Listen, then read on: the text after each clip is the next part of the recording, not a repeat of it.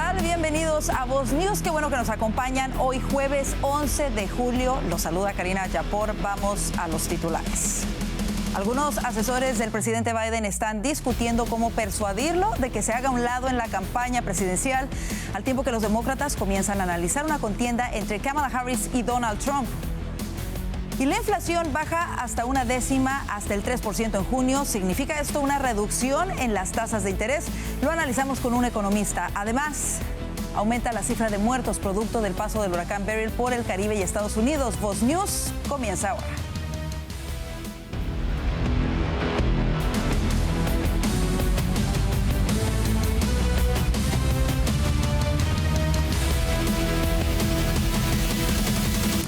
Iniciamos con esta noticia. Algunos colaboradores y asesores del presidente Biden están cada vez más convencidos de que tendrá que hacerse a un lado de la campaña y en los últimos días han estado tratando de encontrar formas de persuadirlo de que debería hacerlo. Así lo reporta hoy el diario The New York Times, quienes incluso dicen que silenciosamente los demócratas han comenzado ya las encuestas para ver un posible escenario entre Donald Trump y Kamala Harris.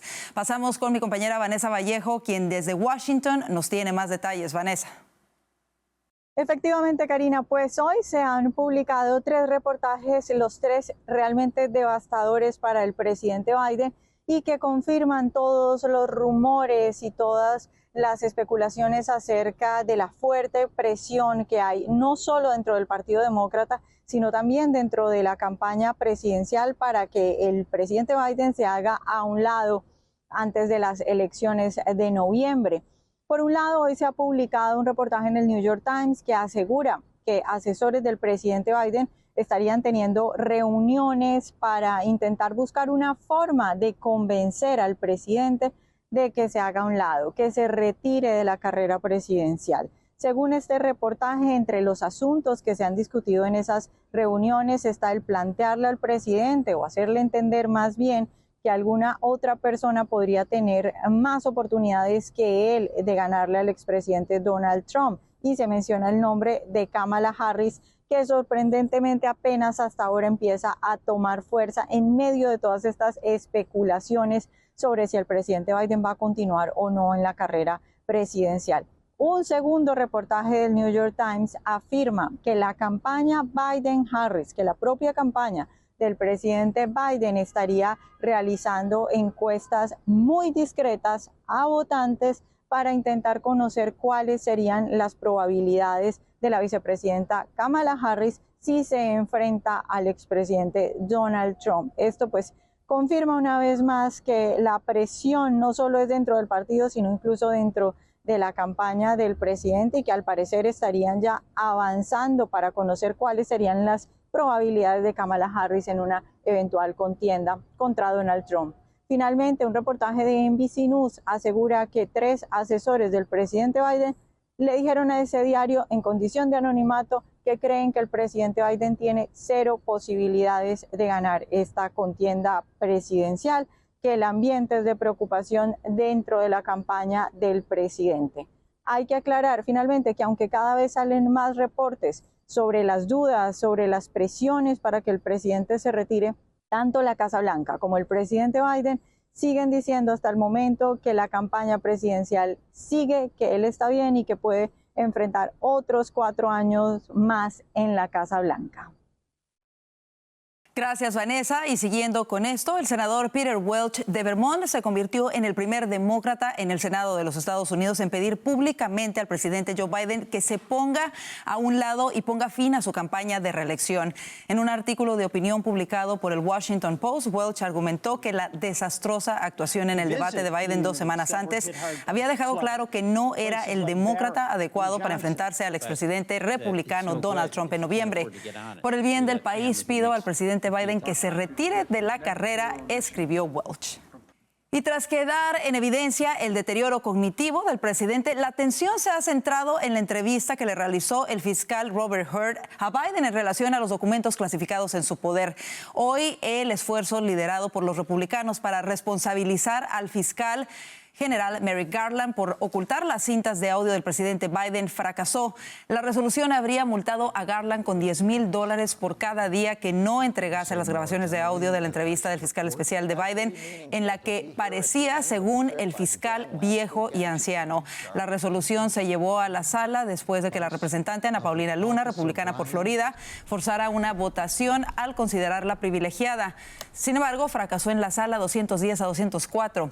12 republicanos no votaron, al igual que 7 demócratas. Y la campaña de Biden respondió al devastador artículo de opinión de George Clooney ayer, sugiriendo que el presidente tenía más energía que el actor. El presentador de CNN, Jake Tapper, cuestionó la respuesta de la campaña de Biden al artículo de opinión del actor. Veamos. In response to those comments from George Clooney, Jake, a campaign official who attended that Los Angeles fundraiser tells me that George Clooney left 3 hours before the president. So clearly, the gloves are off. Jake?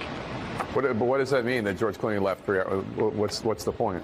The point of that is to suggest that Biden's stamina is better than Clooney's, and Clooney didn't have, eyes on the entire event. That's the response to the Clooney op-ed. Okay. Kayla Tashi, thanks so much. Appreciate it. Karen Finney. Yeah. Okay. I'd love to talk about that. I know this is your favorite topic. Look, it just seems like every day is going to be like this with people saying he should drop out, people that are Democratic Party stalwarts. George Clooney gets nothing out of this. What does he gain? Bueno, ahí tiene precisamente la respuesta de quien, por cierto, fue uno de los moderadores del debate. Y una gran mayoría de estadounidenses quiere que el presidente Biden abandone la carrera, incluida la mayoría de sus propios partidarios, esto según una encuesta publicada hoy por ABC News y el Washington Post. Un 67% de los encuestados dice que Biden debería abandonar la carrera y un 85% dice que es demasiado mayor para cumplir un segundo mandato. Entre los demócratas y votantes que dijeron inclinarse por los demócratas, el 62% dice que Biden necesita abandonar la carrera. Incluso entre los autoproclamados partidarios de Biden, el 54% dice que necesita abandonar precisamente la carrera. Y por su parte, la campaña de Trump lanza un nuevo anuncio en español destacando el historial fallido de Biden con los latinos americanos. Escuchemos. Somos americanos orgullosos y creemos en el sueño americano, pero bajo Biden es difícil. La inflación de Biden ha elevado los costos de la comida. El principal enfoque del anuncio destaca que la comunidad hispana está cansada de los altísimos precios de Biden que han hecho que la gasolina, los alimentos y la vivienda sean inasequibles. La campaña de Trump lanzó el mes pasado la coalición Latinos Americanos por Trump, resaltando el progreso que tuvieron los latinos durante el mandato del expresidente republicano. Y el gobernador de Florida, Ron DeSantis, quien terminó su campaña presidencial tras quedar en segundo lugar en Iowa, hablará en el escenario principal de la Convención Nacional Republicana a celebrarse la próxima semana en Milwaukee. Aunque inicialmente DeSantis no estaba incluido en la lista de oradores del evento, dos fuentes cercanas a la planificación de la convención informaron a Político que la mañana del miércoles hubo un cambio en la programación del evento y se agregó al gobernador como orador. Recuerde que nosotros en Voz News estaremos dándole una amplia cobertura del evento desde Milwaukee la próxima semana. Y en otras cosas, la Cámara de Representantes aprobó una ley que exige prueba de ciudadanía para votar en las elecciones federales con el propósito de evitar fraude. La ley para salvaguardar la elegibilidad de los votantes estadounidenses, bautizada como Ley SAFE, pasó la Cámara Baja con 221 votos a favor y 198 en contra, aunque se anticipa que el Senado, controlado por los demócratas y liderado por Chuck Schumer, retrasen su revisión. La legislación, introducida por el congresista republicano por Texas, Chip Roy, contó con el apoyo de todos los republicanos presentes en el recinto, a quienes se sumaron solo 5 demócratas.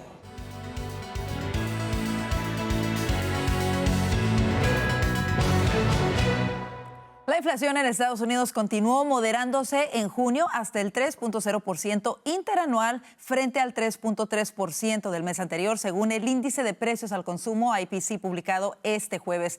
Según datos del Departamento de Trabajo, los precios en un mes cayeron a su vez un 0.1%, lo contrario de lo previsto por los analistas, que contaban con un ligero aumento del 0.1% en un mes y del 3.1% en un año, según el consenso publicado por Market Watch.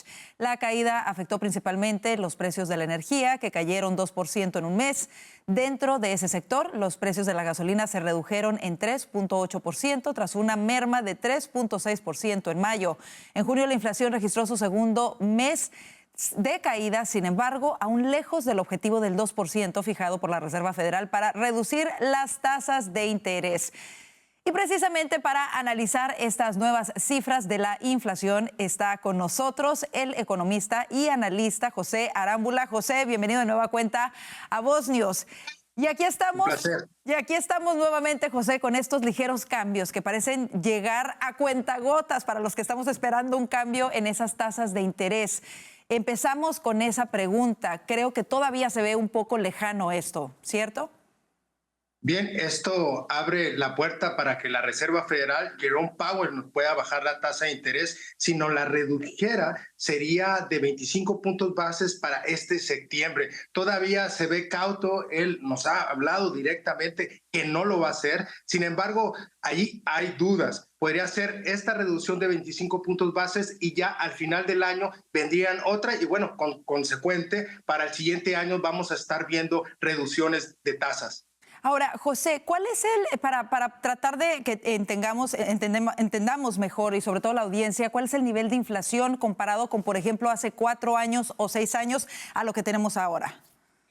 Bien, estamos hablando de un 3% hoy en día, este último dato. Sin embargo, comparándolo a hace 4 años, 6 años, hablábamos de un promedio de 1.5% al 2%. Eso era lo sano. Sin embargo, hablar de 1% de diferencia parece nada y podríamos decir que estamos bien. Sin embargo, la inflación se ha ido acumulando. Todos estos datos que escuchábamos anteriormente de 6.5 y cómo descendía, al final de cuentas hicieron un acumulado de 20% hasta 25%, por lo mismo allá afuera sentimos todos los precios muy altos. Por supuesto, y eso era lo que te iba a decir, porque aunque parecieran solamente unos cuantos puntos porcentuales de diferencia, en realidad es que las cosas cuestan mucho más que lo que costaban antes. Ahora, recientemente escuchábamos por una parte una mayor creación de empleos, pero ¿se sabe, por ejemplo, cuántos de esos empleos son segundos empleos que la gente ha tenido que tomar para poder mantener el costo de vida? Bien, bueno, la retórica ha sido que se ha creado empleo.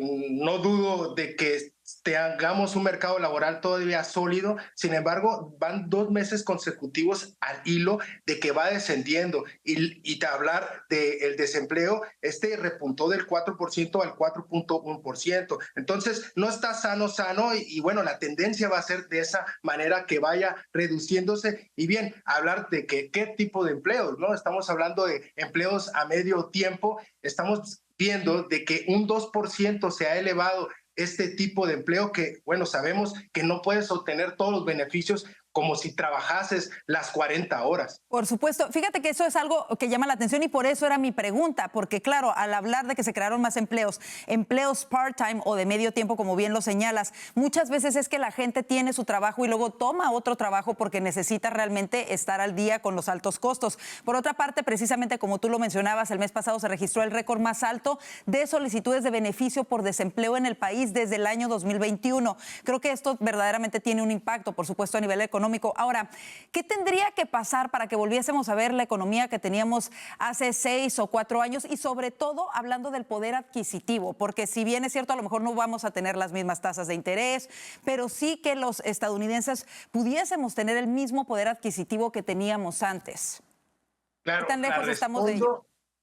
Claro, la respondo. Sin embargo, quisiera hacer un paréntesis a este dato que indicas de que tuvimos la semana pasada las peticiones de subsidio por desempleo hacia arriba, ¿no? Y bien, el mes pasado. El día de hoy, precisamente llegaron a 222,000. Entonces, se redujeron y por ahí también el gobierno lo habla muy positivo. Sin embargo, estoy contigo. En sí, en el mes, en las 4 semanas seguimos en el rango de los 230,000 peticiones de subsidio por desempleo. Obviamente los empleos no se están dando bien. Como digo, sí va bajando, se está recrudeciendo la economía estadounidense y por lo mismo yo diría que el Estado se deje meter en la economía.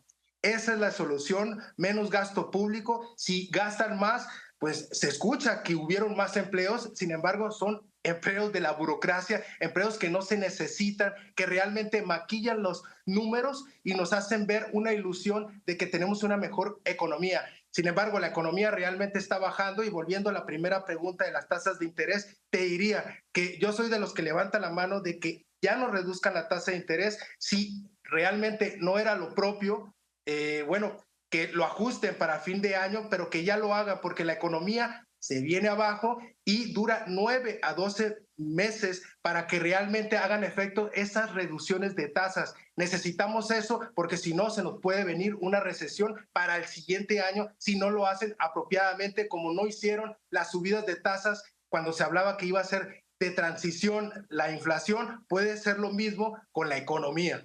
Claro, finalmente, José, y bueno, y para puntualizar exactamente, lo que veíamos es que estas cifras de solicitudes de desempleo son las más altas desde el año 2021, independientemente del mes por mes. Pero rápidamente, porque se nos acaba el tiempo, ¿tú qué le recomendarías a la gente que está pensando a lo mejor en comprar casa, que ha estado esperando, que mejor esperen para ver qué es lo que sucede con las tasas de interés? Claro, el esperar las tasas que vayan descendiendo, hay un efecto bloqueo, la gente está bloqueada por el hecho de que no quiere vender sus propiedades porque puede cambiar a una tasa de interés muy alta. Entonces, conforme vaya bajando, va a haber mucha gente vendiendo las propiedades, entonces va a haber más oferta y cuando tenemos mucho de un producto, en este caso de las propiedades, lo que va a hacer es ajustar el precio a la baja. Por supuesto, lo cual sería muy bueno para todos los que soñamos con ese sueño americano de poder tener nuestra casa propia y dejar de pagar renta. José Arámbula, como siempre, un gusto tenerte con nosotros. Que tengan buen día. Igualmente. Y mire, la administración Biden anunció el día de hoy que otorgará $1.700 millones en subvenciones a la industria automotriz para que pueda desarrollar sus líneas de producción de vehículos eléctricos, así como piezas o autopartes como baterías. Estos subsidios se destinarán a una decena de fábricas cerradas o amenazadas instaladas en 8 estados diferentes. Esas concesiones, que se enmarcan en la Ley de Reducción de la Inflación, se dirigirán en particular a empresas situadas en los estados de Georgia, Michigan y Pensilvania. Y en otros temas, los republicanos en el Senado frenaron un proyecto de ley demócrata para permitir abortos en todo el país. Movimientos pro vida denunciaron que la iniciativa permitiría el aborto hasta los 9 meses de embarazo. La Casa Blanca respaldó el texto de los demócratas y sostuvo que la administración apoya firmemente la aprobación en el Senado de la ley SB 4554, llamada también como la Ley de Libertad Reproductiva para la Mujer. Hacemos una breve pausa. Al regresar de este corte veremos por qué los estadounidenses desconfían cada vez más del sistema universitario del país. Y antes de irnos, queremos recordarle que ya puede ver en Roku, Apple TV y Fire TV todos nuestros noticieros, programas de opinión y podcast de Voz Media. Lo único que tiene que hacer es ir a su plataforma favorita y buscarnos como Voz News. Quédese, que ya volvemos con más.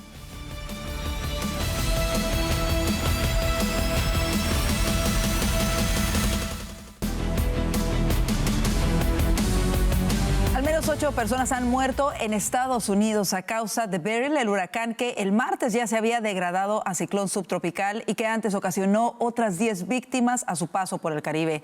En Texas, donde Beryl entró como huracán categoría 1 la madrugada de lunes, al menos 7 personas fallecieron a causa de caída de árboles, un incendio ocasionado por un rayo e inundaciones. El fenómeno climático que tras azotar Texas tomó rumbo noreste en territorio estadounidense causó una muerte más en la localidad de Benton, Luisiana. Estas 8 víctimas se suman a las otras 10 que Beryl dejó la semana pasada durante su paso por el Caribe.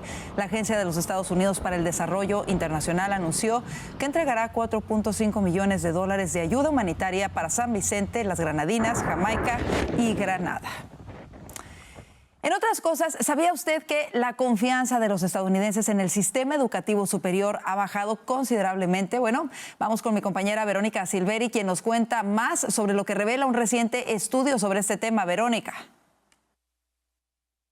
Karine, como siempre, un gusto saludarlos. Así es, hoy les comentamos que una nueva encuesta de Gallup reveló que solo el 36% de los estadounidenses tiene confianza en el sistema de educación superior de la nación.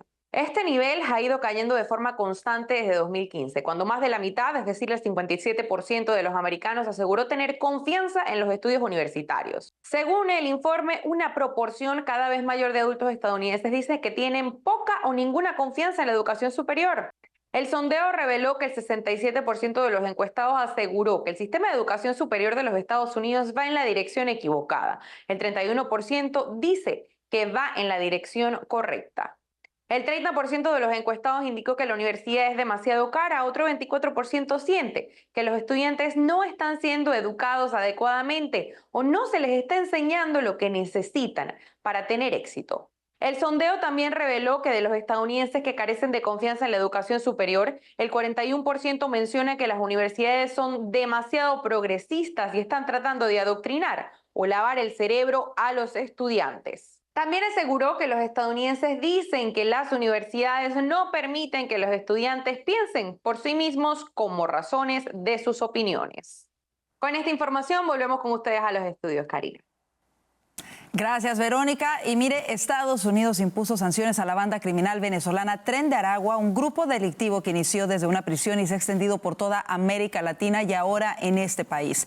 El grupo fue designado como una organización criminal transnacional por actividades que incluyen el contrabando de personas, violencia de género, lavado de dinero y tráfico de drogas, señaló el Departamento del Tesoro. Desplegaremos todas las herramientas y autoridades contra organizaciones como el Tren de Aragua, declaró Brian Nelson del Departamento del Tesoro de Estados Unidos en un comunicado en el que citaba la creciente amenaza que representa la organización. Sobre esto, la congresista estadounidense María Elvira Salazar reaccionó y esto fue lo que dijo. Eso significa que el FBI, que la DEA, que la CIA van a poder ahora ir a apresarlos, a agarrarlos, encontrarlos para entonces hacer lo peor que pueda la ley en contra de ellos. Este es un momento de felicidad porque el Departamento del Tesoro nos escuchó después de haber enviado una carta con el senador Marco Rubio. Ahora el Tren de Aragua está en la lista, en la peor lista, en la lista más negra. Y las agencias de seguridad van a ir a buscarlos como no han podido antes. La congresista aseguró que los miembros de Tren de Aragua cruzan la frontera hacia Estados Unidos para realizar sus actividades criminales. Y hablando de Venezuela, este país caribeño registra una disminución de los homicidios, pero sus bandas se expandieron por América Latina y las que quedan en el país extorsionan sin piedad en los barrios más pobres. Escuchemos más detalles en el siguiente reporte de AFP. Durante años, Venezuela fue considerada uno de los países más peligrosos del mundo. Pero hoy, algunos dicen andar más tranquilos por las calles. Nosotros aquí en la zona aquí que trabajamos hasta las 9, 9:30 de la noche, por aquí uno ya a esa hora no podía estar, pero ahora sí, porque se veía como si dice la seguridad y la... Las estadísticas corroboran esta sensación. Entre 2016 y 2023, la tasa de homicidios cayó de 91,8 a 26,8 por cada 100.000 habitantes, según el Observatorio Venezolano de la Violencia, una ONG independiente. El gobierno cifra la tasa de homicidios de 2023 en 5,2 y asegura que los robos disminuyeron 33%. Tenía que andar viendo para todos lados que nadie te estuviese siguiendo para robarte. Y por lo menos ahora no, andas más tranquilo, más relajado. Antes no, antes tú medio mostrabas el teléfono o algo y te lo quitabas. Ya ahora no, pues ya ahora es más seguro, ya hay como un poquito más de seguridad, pues. Y como ahorita todo el mundo se está yendo del país, hasta los malandros se han ido también. Esta aparente mejora en la seguridad responde, según los expertos, a la dolarización, el fin de la hiperinflación, la ligera recuperación económica y un importante despliegue de las fuerzas del orden. Pero también incidió la masiva migración durante la crisis económica. Pero sobre todo la migración que se ha producido en los últimos tiempos, que es una migración de jóvenes, varones, de los barrios y pueblos de Venezuela, es decir, de los sectores populares del país. Porque era allí donde estaba concentrado el grueso de las víctimas y victimarios de los homicidios. Esta migración implicó que algunas bandas exportaran parte de sus elementos. La más conocida es el Tren de Aragua, creada en 2014 y que se convirtió en una multinacional criminal con ramificaciones en América Latina. Las autoridades aseguran que el Tren de Aragua fue desarticulada. Su sede en la cárcel de Tocorón, en el oeste del país, fue desmantelada en medio de una intervención en 7 cárceles, donde operaban otras bandas. Pero aunque estas operaciones sin duda debilitaron a las pandillas, están lejos de haber desaparecido.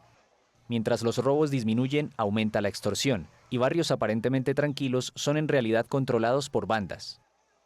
El delito evoluciona no solo en Venezuela, sino en todas partes del mundo. Se adapta a las realidades sociales, políticas, económicas. Y eso ha venido ocurriendo también en Venezuela. Muchas bandas que se dedicaban al secuestro express, hoy se dedican a la extorsión. No hay estadísticas sobre megabandas o extorsión, pero según expertos existen y están conformadas por cientos de personas armadas hasta los dientes. Los analistas advierten además sobre la corrupción y la desconfianza en las fuerzas del orden. La corrupción policial y la desconfianza que sienten los venezolanos hacia los policías, eso sigue.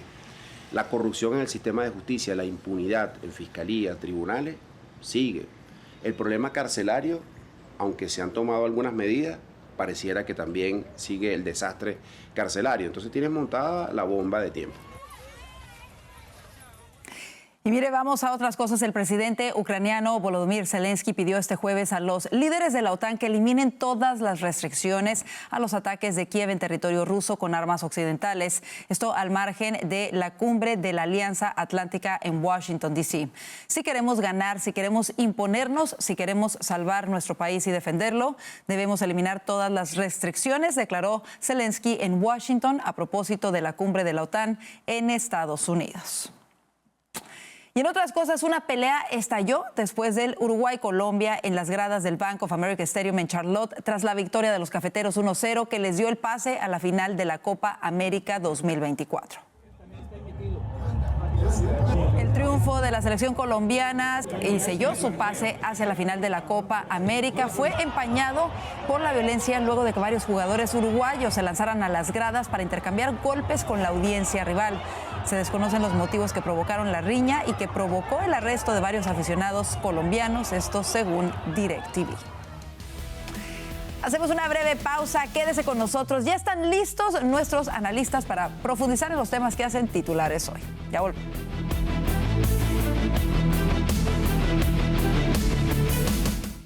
Hola amigos, ¿cómo están? De nueva cuenta aquí tomándome unos segunditos en nuestro break para leer algunos de sus comentarios. Gracias de verdad por su sintonía de Voz News. Aquí estoy leyendo algunos comentarios de nuestro noticiero en la plataforma de YouTube. El día de ayer nos escribe Alejandro Saldaña, dice: Karina Yapor, gracias por tu trabajo. Necesitamos más medios pluralistas como este. Tú y todo tu equipo son excelentes profesionales. Gracias, gracias de verdad. Cristian dice: qué emoción escucharte leer mi comentario, Karina. Un regalo increíble. Muchas gracias. Mis mejores deseos para vos y todo tu equipo. Cristian, gracias a ti, que desde el día 1 has estado siempre fiel viéndonos y comentando. Gracias de verdad. También Elizabeth Membrano dice: digamos no al comunismo y sí a la vida, América primero, y estoy a favor de exigir un documento que demuestre la ciudadanía. Precisamente de eso hablamos el día de hoy. Esto ya fue aprobado en la Cámara de Representantes, sin embargo, como lo saben, el Senado está dominado por los demócratas y se prevé que esta medida quizás se estanque ahí. Vamos a estar al pendiente de ello. Gracias también Pedro Delgado, Juan Valenzuela, muchísimas gracias. Lucy, bendiciones para ti también. Gracias, gracias de verdad. Y gracias a toda la gente que se conecta. Les recuerdo también nos pueden seguir a través de Instagram, Twitter y Facebook. Y por supuesto prender la campanita de las notificaciones para que no se pierdan nuestro noticiero. Bendiciones a todos ustedes. Y gracias también a quienes aportan lo que sea a través del megachat. Somos un medio independiente y esto por supuesto siempre será apreciado e importante. Bendiciones para todos ustedes y seguimos con la programación.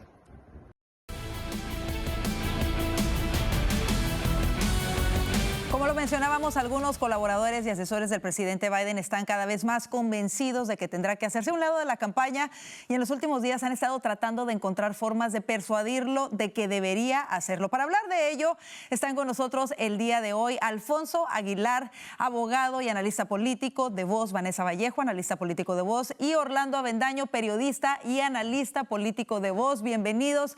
Seguimos con este tema que continúa haciendo titulares y es que precisamente el día de hoy el diario The New York Times reporta que asesores cercanos a Biden ya sabían desde hace tiempo que Biden no debería de postularse de nuevo y cada vez están más convencidos de ello. Ahora buscan la forma de persuadirlo. ¿Qué es esto? ¿La crónica de una muerte anunciada políticamente hablando? Orlando, comienzo contigo.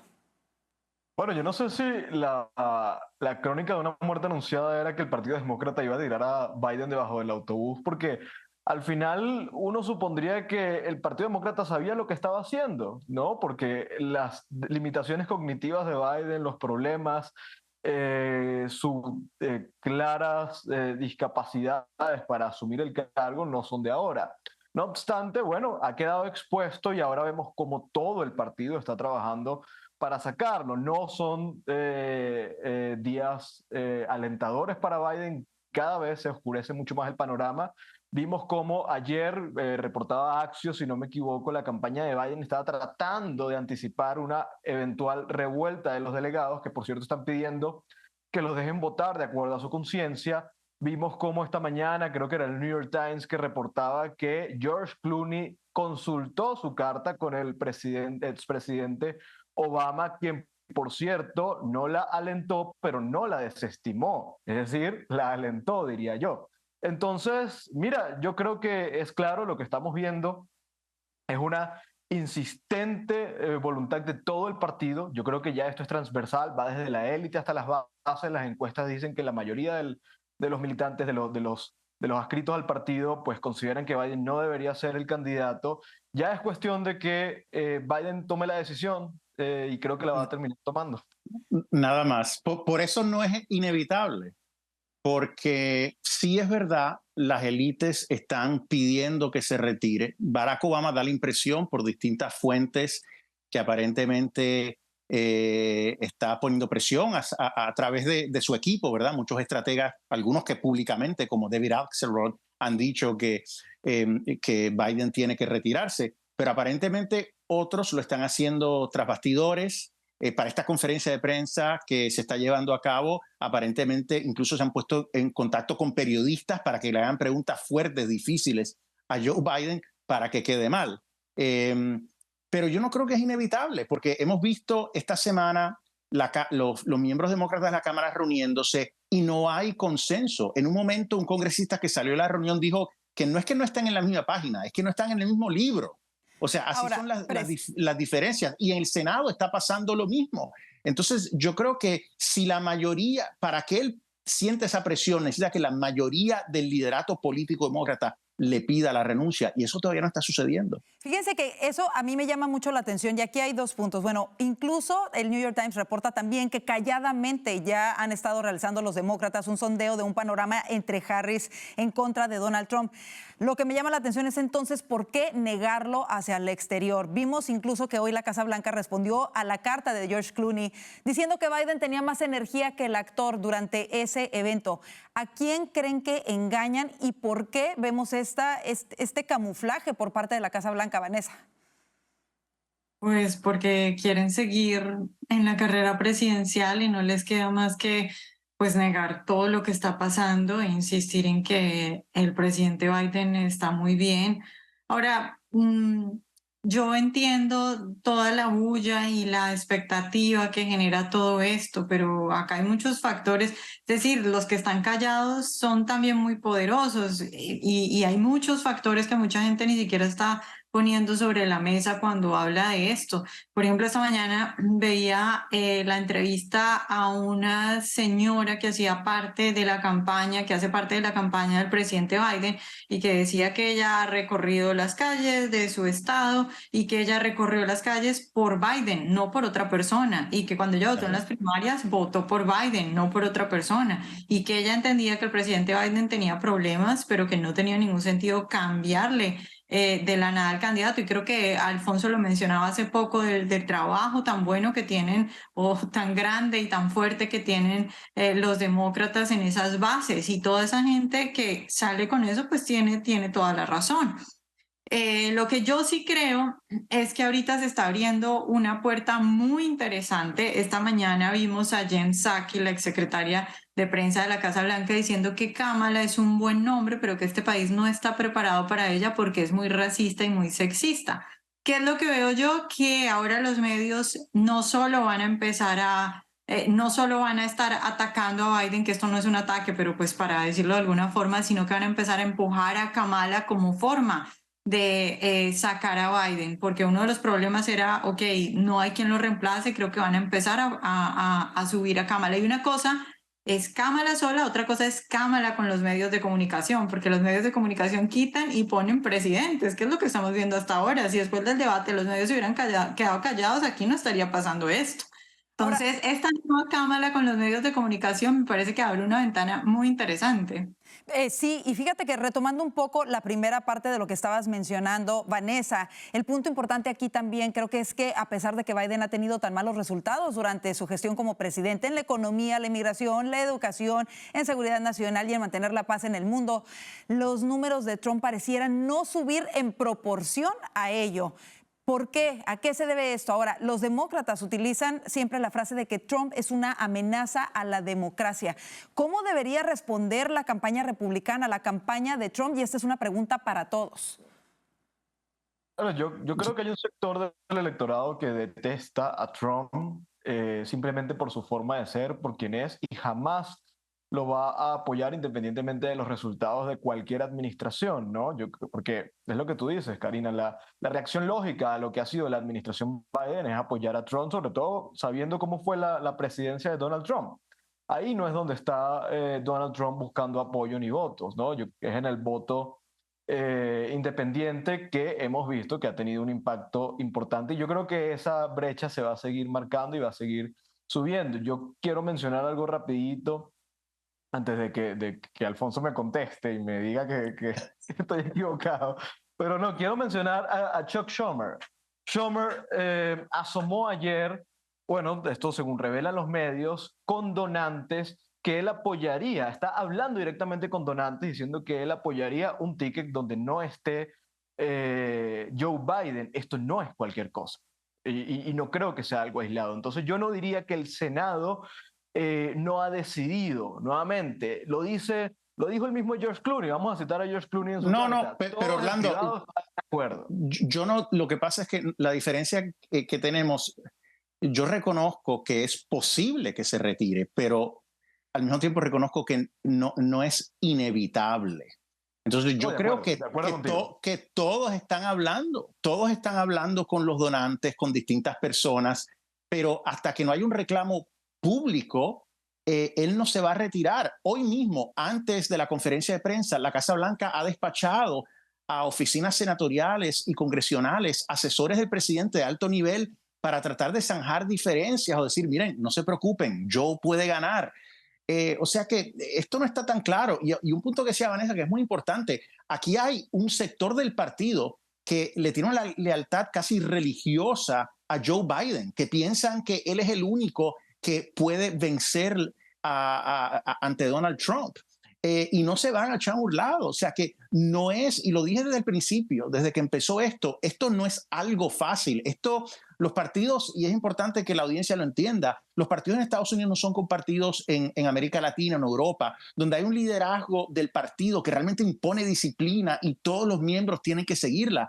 Aquí hay distintos sectores. Y aquí no hay una visión clara de cómo se va a proceder. Aquí hay distintas personas con distintas opiniones y francamente el tiempo está corriendo. No sé cómo esto se va a resolver. Ahora, independientemente de eso, mi punto es, y creo que lo importante es que independientemente de que al final sea Joe Biden el nominado demócrata o no en noviembre, el país continuaría sencillamente en la misma dirección si gana el gobierno demócrata, esté quien esté. Y creo que aquí está faltando quizá un poco más de énfasis en el Partido Republicano, en recordarle a la gente las crisis que estamos enfrentando hoy mismo con la inflación, con 2 guerras en el mundo, con la inseguridad en la frontera, con el fentanilo, con tantas cosas que nos están afectando a todos. Y de alguna manera hacerle reflexionar a esos votantes demócratas que, como ustedes dicen, no importa si quién sea el nominado de ellos, simple y sencillamente van a votar demócrata por votar en contra de Trump. Pero creo que aquí lo importante es hacerles o tratar de abrirles los ojos de que el país seguiría en una dirección muy mala si sigue en el rumbo en el que va, independientemente de que esté Biden o Kamala Harris o alguien más en esa silla. No sé qué piensan ustedes, Vanessa. Sí, o sea, yo creo que de hecho esa ha sido la campaña del presidente. No hay un rally en el que el presidente no se concentre en todos los puntos importantes que salen en las encuestas sobre lo que más preocupa a los americanos. De hecho, hemos visto un presidente decir una y otra vez literalmente que él no está apuntando ni a conservadores ni a liberales, sino al sentido común. Yo creo que el presidente Trump ha intentado muy bien hacer eso. Ahora, simplemente, y esto yo no sé si al final va a terminar saliendo mejor o peor, pero es que simplemente Trump tiene un carácter que es muy fuerte, y alguien que tiene un carácter que es fuerte evidentemente despierta envidias, despierta rabias, despierta pasiones. Entonces, esa misma personalidad puede hacer que alguien lo ame, como esas mismas cosas que él hace puede hacer que alguien lo odie. ¿Es lo que necesitaba el país en este momento? Pues vaya uno a saber cómo le hubiera ido a un DeSantis. No tengo ni idea cómo le hubiera ido a un DeSantis, pero la verdad es que quien ganó las primarias, quien tenía la mayoría es Trump.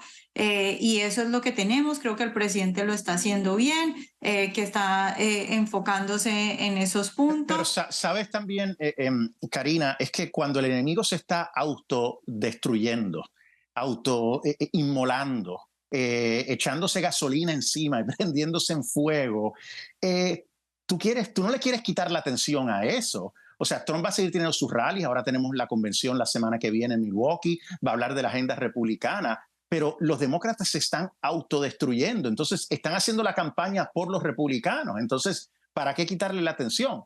Sí, el presidente Trump en todas las oportunidades está hablando de esos temas y está diciendo que cualquiera que sea el candidato va a seguir esas políticas que le están haciendo tanto daño al país. Pero al final la atención tiene que estar, hay que dejar que se enfoquen en el Partido Demócrata y lo que estamos viendo que es una total autodestrucción. Se nos acaba el tiempo en este segmento, pero quiero cerrar con esta frase que recuerdo de la entrevista que le hice recientemente a Nigel Farage después de los caucuses en Iowa.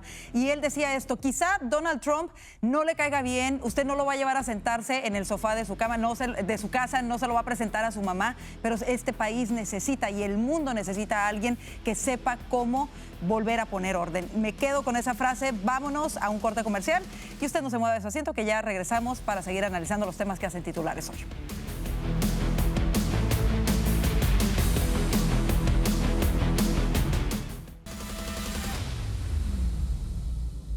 La Cámara de Representantes aprobó una ley que exige prueba de ciudadanía para votar en las elecciones federales con el propósito de evitar fraude. Para hablar de esta importante medida, regresamos con nuestros analistas y bueno, afortunadamente pasó la Cámara de Representantes, sin embargo, seguramente se quedará estancada en lo que es el Senado, lamentablemente dominado por los demócratas. En cualquier país del mundo, los votantes tienen que demostrar ser ciudadanos para poder votar. ¿Por qué los demócratas quieren torpedear esta ley? Y comienzo contigo, Alfonso. Bueno, es que ellos dicen que ya es ilegal votar si uno no es ciudadano, y eso es verdad. Pero lo que hace esta ley es crear los mecanismos para asegurarse que una persona que no es ciudadana no pueda votar. Entonces yo creo que el mensaje es claro. Los demócratas quieren dejar la puerta abierta para que haya chanchullo, para que personas que no pueden votar, voten. Y eso es irresponsable. Porque ¿cuál es la otra razón para oponerse a una ley como esta? Es algo de sentido común. Es altamente sospechoso que ellos le voten en contra. Y lo que me hace pensar es que no hay otra conclusión, que ellos quieren dejar la puerta para que algunos grupos hagan todo lo posible para que algunas personas salgan a votar cuando sencillamente no pueden votar. Y eso es altamente irresponsable. O sea, el pedirle a una persona que demuestre que es ciudadano es algo básico. Todas las personas tienen algún documento que demuestra su ciudadanía. Su certificado de naturalización, su pasaporte. Francamente, no tiene sentido la oposición demócrata. Por supuesto. Ahora, precisamente con tantos enemigos de Estados Unidos tratando de interferir en nuestras elecciones, ¿no sería tiempo precisamente de blindar nuestro sistema electoral, Vanessa? Pues efectivamente, yo hasta ahora no conozco y creo que no voy a conocer nunca un ciudadano que no tenga ID. No sé si alguien en este país conoce un ciudadano americano que no tenga ID, porque no sé cómo viviría, no sé cómo tendría una cuenta de banco, no sé cómo alquilaría su casa, no se podría, entonces no tiene ningún sentido eso. yo creo que cada vez es más claro las dudas que tienen los americanos sobre el sistema electoral, que yo entiendo que digan, bueno, es que Trump se la pasa diciendo todos los días, porque hay gente a la que de verdad le molesta que Trump, pues sus temas sobre las elecciones, pero es que puede que él exagere un poco a veces, pero es cierto que hay dudas sobre el sistema electoral, es cierto que hay dudas sobre si de verdad se están haciendo las cosas bien. Y en medio de todas esas dudas, si los demócratas se empeñan en no querer pasar una ley para asegurarse de que la gente muestre el ID, pues las dudas crecen aún más porque es que no hay otra explicación. Y con una migración como la que estamos viendo, pues aún peor, porque esto ya pasaba en otros países, que se deja pasar gente y luego se le permite o incluso se le hace votar por un candidato en particular. Bueno, de hecho, ha habido personas que han enfrentado cargos por fraude electoral, por votar incluso siendo residentes de los Estados Unidos y no siendo ciudadanos. De hecho, sí se han dado estos casos y creo que, como lo mencionábamos el otro día, el caso es que aquí en Estados Unidos puedes votar con una licencia de manejar. Hay muchas personas que tienen una licencia de manejar sin ser ciudadanos de los Estados Unidos, o puedes votar con algún otro tipo de ID que no necesariamente especifica que eres ciudadano de los Estados Unidos, y creo que ahí está el énfasis de los republicanos en tratar de que al momento de las elecciones se compruebe la ciudadanía de los ciudadanos. Orlando, ¿cómo lo ves tú? Bueno, la intención es turbia, como dice Alfonso, y el argumento es racista. No les ha funcionado y es muy torpe, porque decir que, bueno, quizás un hispano o quizás una persona negra no puede tener el acceso o no sabe cómo, eso es completamente racista. Ahora, si uno hace un experimento, te vas a cualquier otro país del mundo y agarras a una persona de izquierda, vamos a ponerla, y le preguntas, ¿tú crees que para votar una persona debería mostrar su identificación? Te va a decir que sí. Ahora, agrégale, bueno, pero es que en Estados Unidos es Trump el que lo está promoviendo. Ah, bueno, no, ya va, pero ¿qué hay detrás de esto?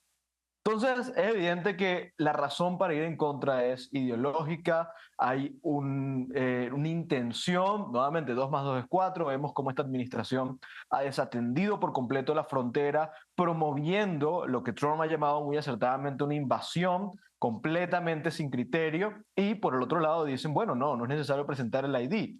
Esto yo creo que es muy peligroso. Casi todos los demócratas de la Cámara votaron en contra. Esto habla mucho del Partido Demócrata, de este Partido Demócrata, porque lo que se está planteando es simplemente vamos a blindar las elecciones. Independientemente de partidos o ideologías o políticos, vamos a reforzarlas. Pero el Partido Demócrata se negó a ello. Por supuesto, y yo creo que ese es el primer paso para la democracia y eso debería de ser el mejor interés de todos. Vámonos a este segundo tema que es importante también, porque el intento de la representante Ana Paulina Luna de obligar al fiscal general Merrick Garland a entregar las cintas de la investigación del fiscal Hur con Biden fracasó en la Cámara de Representantes. Esta resolución habría multado a Garland con $10,000 por día hasta que entregase esos audios Biden-Hur. ¿Por qué razón no se llegó a un consenso o no se aprobó esta resolución? ¿Cómo lo ves tú, Alfonso? Bueno, es que aunque el speaker apoyaba la resolución de la congresista Luna, la realidad es que no creo que se hizo un buen trabajo para conseguir que todos los votos republicanos estuvieran ahí. 4 republicanos votaron con los demócratas, pero 12 republicanos no estaban presentes, estaban ausentes. Entonces, a eso se debe que no se hayan conseguido los votos. Con una mayoría tan pequeña en la Cámara, pues para pasar una resolución como esta, necesitan que todos los republicanos estén ahí. Entonces, yo no creo que se hizo el ejercicio legislativo, el whipping, como se dice en inglés, para conseguir todos los votos. Es una pena, ya dice que va a tratar de nuevo, pero tiene que haber un esfuerzo mejor coordinado para asegurarse que estén los votos.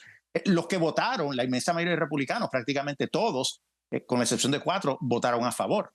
Y es que, a ver, con todo lo que está pasando precisamente sobre el deterioro cognitivo de Biden y todo, creo que estos audios se han vuelto mucho más relevantes después del debate. Yo creo que ahí, como lo dices tú, Alfonso, debería de haber habido una mejor coordinación por parte de los republicanos, sabiendo que tienen esta mayoría tan apenas en la Cámara de Representantes. ¿No será esto un indicio de falta de consenso o de a lo mejor que no hayan estado por alguna razón porque a lo mejor no estaban de acuerdo? ¿Cómo lo ves tú, Vanessa? No, simplemente no pudieron estar, pero van a repetir esa votación, vamos a ver qué pasa. Incluso yo creo que ahí se puede hacer un trabajo de tratar de convencer a algunos demócratas dependiendo de cómo avance esta situación con el presidente Biden. Porque si hay demócratas que tienen la presión de que sus sillas están en juego, hay demócratas moderados que tienen la presión de sus electores diciéndole que quieren saber cuál es el estado de salud del presidente Biden. Es decir, a mí no me sorprendería si con un buen trabajo y si avanza la presión sobre Biden, incluso pudieran ganar 1 o 2 votos, no sé, de los demócratas por esto. Y bueno, hay que ver qué pasa en una siguiente votación, si logran pues que estén todos. Esa votación se atrasó un día incluso por eso, precisamente, porque no estaban presentes todos los congresistas. Bueno, y para cerrar, nos vamos contigo, Orlando, porque más allá de estar hablando de si está en juego la candidatura presidencial demócrata o no, lo que está en juego en realidad es que hoy por hoy tenemos a un presidente y su capacidad cognitiva es muy importante para quien ocupa precisamente esa silla presidencial y la va a ocupar por lo menos medio año más. Orlando, cerramos contigo.